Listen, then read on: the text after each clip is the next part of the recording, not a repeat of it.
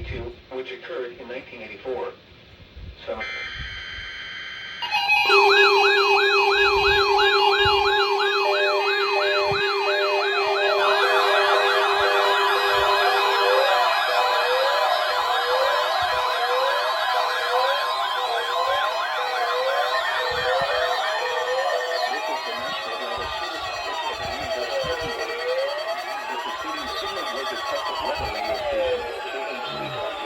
public warning system.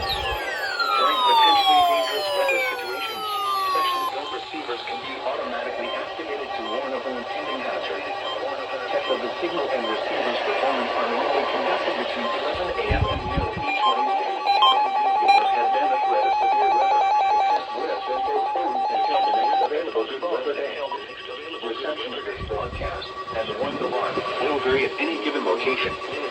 This variability, normally more noticeable at greater distances from the transmitter, can occur even though you are using a good quality receiver in good working order.